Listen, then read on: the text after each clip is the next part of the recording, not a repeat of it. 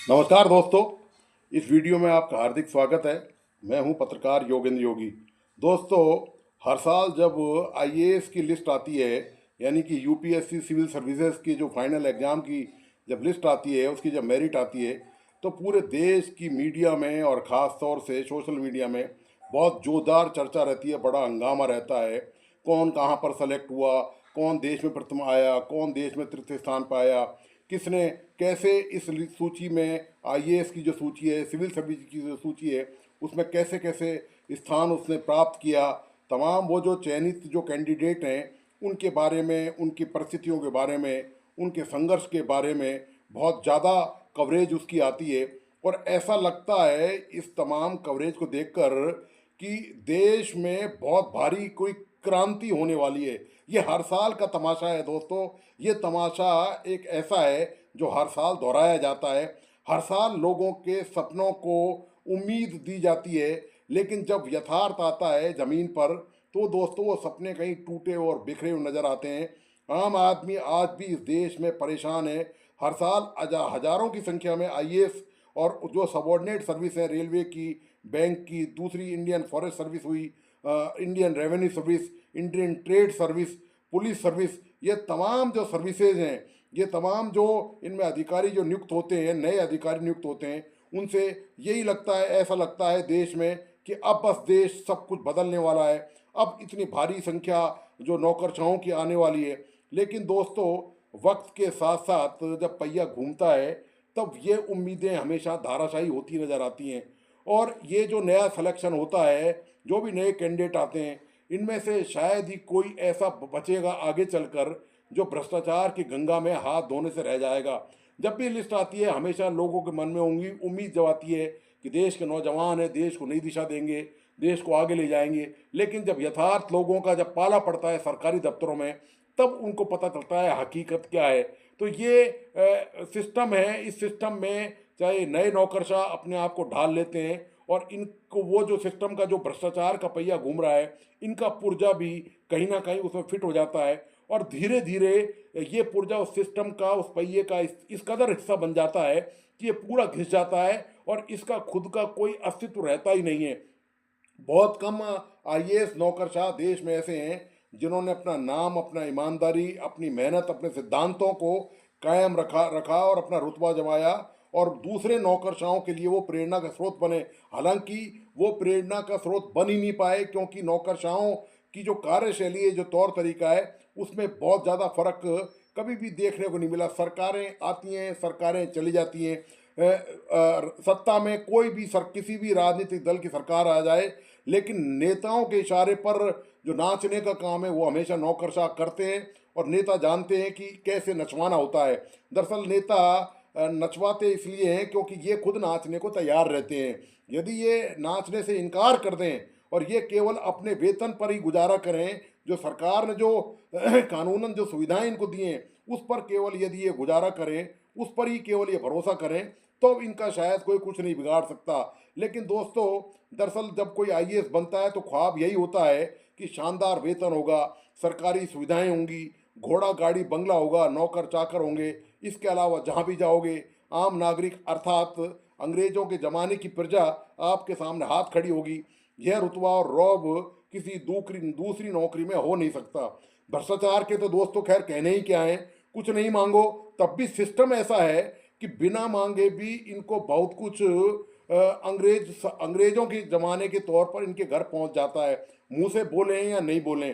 तो ये दोस्तों पूरे देश में नौकरशाही का आलम है। हर साल एक उम्मीद लेके लिस्ट आती है, और उसके बाद हर साल वही लिस्ट हमेशा निराशा जगाती है लोगों के मन में।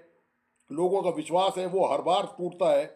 मैं आपको बता दूं दोस्तों कि भारत में ये जो आधुनिक योग्यता आधारित नागरिक सेवा की अवधारणा सन 1854 से शुरू हुई थी। ये सिविल सर्विसेज जिससे आईएएस बनते हैं, 1922 से भारतीय सिविल सेवा परीक्षा भारत में आयोजित होने लगी। स्वतंत्रता के पश्चात संघ लोक सेवा आयोग को इन परीक्षाओं के संचालन की जिम्मेदारी दी गई। तो दोस्तों, देश को स्वतंत्र हुए इतने साल हो गए, लेकिन ये जो समस्या है ये जस की तस बनी हुई है। सरकारों ने नौकरशाहों की लगाम के लिए बहुत सारे तौर तरीके अपनाए भी हैं, लेकिन हकीकत बात यह है कि इसमें ईमानदारी से नेताओं ने कभी अमल ही नहीं किया।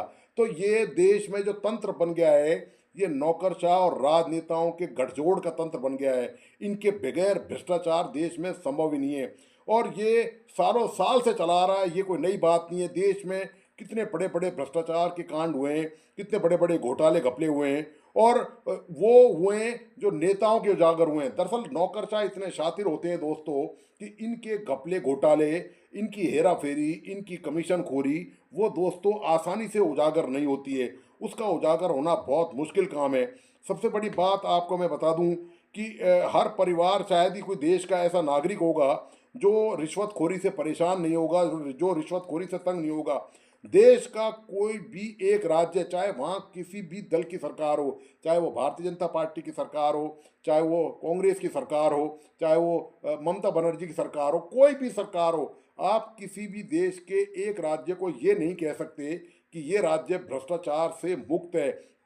भ्रष्टाचार की जो रिश्वतखोरी के जो मामले हैं, वो दोस्तों देश के तमाम सरकारी विभागों में मौजूद हैं।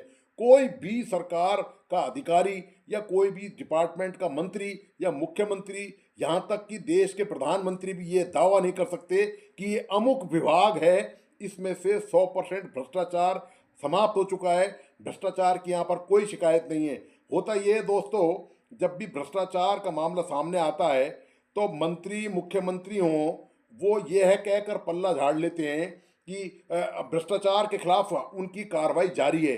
बस ये उनका रटा रटाया जुमला रहता है, लेकिन हकीकत में भ्रष्टाचार को लेकर जो गंभीरता दिखाई जानी चाहिए, सवाल ये पूछा जाना चाहिए कि जिस विभाग में भ्रष्टाचार हुआ है उसके आला अफसर क्या कर रहे थे, वो किस बात की वेतन भत्ता सुविधाएं लेते हैं, सरकारी गाड़ी घोड़े बंगले जो उनको मिलते हैं वो किस बात के लिए आखिर उनको मिलते हैं।